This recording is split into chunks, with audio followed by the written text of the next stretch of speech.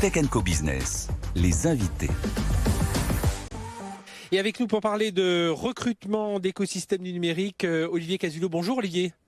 Donc le micro Olivier. Bonjour Frédéric, voilà, pardon. C'est mieux, on s'entend mieux. Président de NetSystem et qui est aussi aujourd'hui avec sa casquette de membre du COMEX et délégué régional de Sud de Numéum, association qui regroupe aujourd'hui 2500 acteurs. 2500 acteurs. Voilà, ESN, éditeur de logiciels, cabinet de conseil. Exactement. Et puis il y a le badge, c'est la nouvelle équipe de France du numérique. On va en reparler dans un instant. Et puis avec nous également Samuel Masson. Bonjour Samuel. Bonjour. Merci d'être avec nous. Régional de l'Étape, aussi directeur d'Omniciel, cabinet de recrutement installé à Marseille, mais qui rayonne sur l'ensemble du territoire.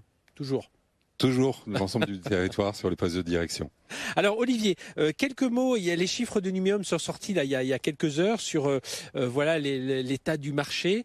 Alors on va pas spécifiquement regarder, on reviendra sur le recrutement sur la partie sud, mais là c'est plutôt au niveau national, mais c'est une tendance de toute façon qu'on retrouve ici.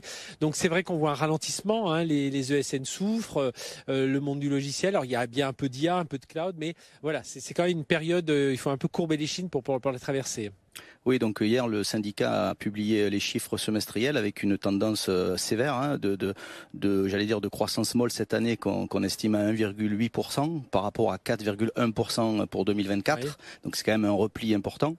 Et puis quand on regarde plus spécifiquement les différents collèges, on voit que les éditeurs de plateformes et les éditeurs en général ont une performance qui se situe à 8%, qui est quand même encore assez soutenue, mais effectivement les ESN en particulier et les ICT subissent une récession, appelons un chat, puisqu'on est à moins 2,1% pour les uns et moins 2,5% pour les autres. Et c'est dire quoi? Moins de commandes publiques, les entreprises qui sont plus frileuses, plus prudentes, parce que quand on entend tous les investissements qu'il faut avoir dans l'IA, on se dit pourtant ça devrait bouger pas mal.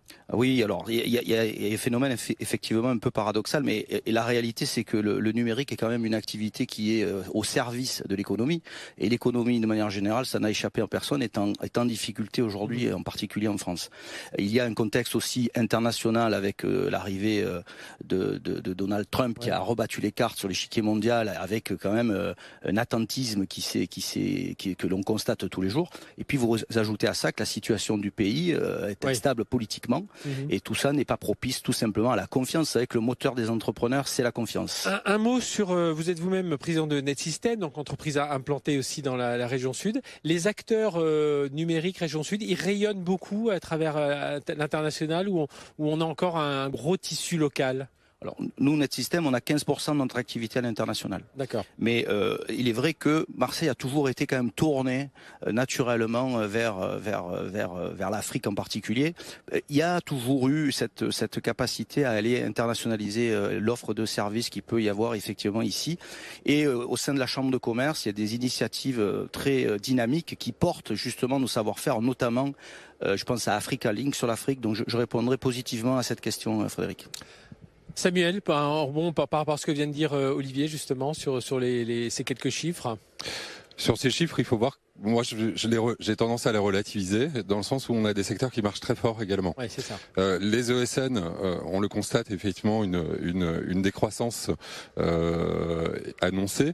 Cela dit, on se rend compte que par exemple les éditeurs de logiciels ont une forte croissance. Donc finalement la dynamique, on la voit aussi du côté des talents. Au quotidien on recrute, donc il y a peut-être moins de tension sur certains talents effectivement du numérique, mais sur d'autres la compétition elle est complètement mondiale, que ça soit dans le sud, que ça soit à Paris ou sur d'autres régions. Il y a un retard sur ça. Est-ce que les clients finaux ils sont dans la moyenne? On dit souvent que les entreprises françaises, nos PME ont un peu de mal à cette transformation numérique. Il y a un retard par rapport à d'autres régions ou pas? Samuel, puis après Olivier. Alors on peut le comparer parce que sur les postes de DSI, je recrute sur les grandes métropoles et parfois sur des petites villes françaises, il y a des retards plus en fonction de la sectorisation. C'est-à-dire que on va avoir des entreprises de la tech ici qui sont des leaders mondiaux de toute façon et ils sont dans une compétition mondiale. Peut-être qu'ils ont, comme des centres de R&D en santé, par exemple, sont présents effectivement dans le sud-est, comme sur d'autres territoires, on peut avoir effectivement de l'excellence effectivement dans les télécoms en Bretagne. Donc, on peut prendre en considération ça. Et ce qu'on peut prendre en considération, c'est comment les entreprises se nourrissent éventuellement les unes des autres. Les startups Des entreprises plus traditionnelles, effectivement touchées par la crise, le sont. La construction, Oui. on a par exemple effectivement ici, à côté de la tour CMA CGM, une tour qui a été faite effectivement par un acteur local. Et en l'occurrence, ils vont souffrir, alors que par exemple la CMA CGM est clairement un acteur effectivement mondial, sur une place mondiale. La réalité quand même, c'est que si on regarde les chiffres macro, le PIB des États-Unis est contributif, l'économie du numérique, à 10%. C'est 5,5 ici en France. Donc on voit qu'il y a un décrochage quand même majeur de la valeur ajoutée par le numérique. Donc tout ça se ressent dans notre économie. C'est-à-dire qu'aujourd'hui, l'investissement dans le numérique ne se fait pas à la hauteur des enjeux qui sont face à nous. C'est vrai, quand on entend, et c'est vrai, on commence même à s'habituer, quand on parle d'intelligence artificielle, à parler en milliards, en centaines de milliards. Enfin, c'est assez impressionnant. Alors, revenons un peu à notre région sud, sud-est, région métropole. Voilà, Marseille, ex-Marseille-Provence. En termes d'emploi, est-ce qu'il y a une singularité tech justement dans cette région-là, Samuel Masson? Et est-ce que c'est quoi les opportunités d'emploi? On peut faire carrière ici. Alors, bien entendu, oui, mais enfin, vous voyez ce que je veux dire. Est-ce que ça c'est suffisamment dynamique pour pouvoir avoir une carrière sur différents domaines? Aujourd'hui, c'est clairement plus dynamique parce que l'écosystème a avancé. On peut que le constater. Plus de formation, plus de dynamisme économique, un chômage qui a tout simplement baissé en région et sur Marseille, puisqu'on est actuellement effectivement sur Marseille. Donc la dynamique, elle est plus forte et on peut avoir des parcours effectivement plus constitués. Évidemment, sur des métiers d'IPRA spécialité ou de direction. Là, par contre, on se doit de provoquer effectivement une mobilité internationale. Les secteurs, par exemple, où on peut faire effectivement une carrière. La santé. On va avoir deux acteurs effectivement majeurs, éditeurs de logiciels, dont le siège social est ici, avec un acteur effectivement sur la place européenne. On a des centres de R&D qui nous permettent aussi de créer d'autres startups avec un écosystème effectivement de R&D qui permet d'attirer les talents ici. Certaines entreprises décident d'implanter effectivement leur siège dans le sud-est. Mmh. Donc on va avoir un complément finalement d'action qui va permettre par exemple à un chef de projet de faire carrière. Aujourd'hui, on a les mêmes besoins effectivement d'architectes. Alors sur d'architectes d'entreprise, pour des entreprises qui sont peut-être moins numérisées, on le constate. L'écart est plus ou moins effectivement important en fonction des entreprises, du secteur, de la grosseur de l'entreprise, de l'interaction aussi avec les prestataires. Mmh. Et puis, on le disait hors micro tout à l'heure quand on prépare l'émission, un écosystème de start-up aussi qui est un peu plus, qui est assez dynamique. Qui est très dynamique. On a 3 French Tech dans la région sud, une à Avignon, une à Aix-Marseille et une effectivement sur Nice-Sofia. Donc tout ceci effectivement crée des synergies et un dynamisme. J'oublie Toulon. Et Toulon. Bah oui, il faut pas oublier Olivier, natif de Toulon, non? De pas loin? Non, natif de Marseille. Bon, alors Olivier, il faut quand même redonner cette dynamique, parce que malgré tout ce que l'on s'est dit, il faut que les chefs d'entreprise, ils visent toujours une croissance. Ça veut dire quoi? Ça veut dire qu'aujourd'hui, on va aller chercher la dynamique dans le cloud, dans l'IA. Je reviens sur le badge que vous avez.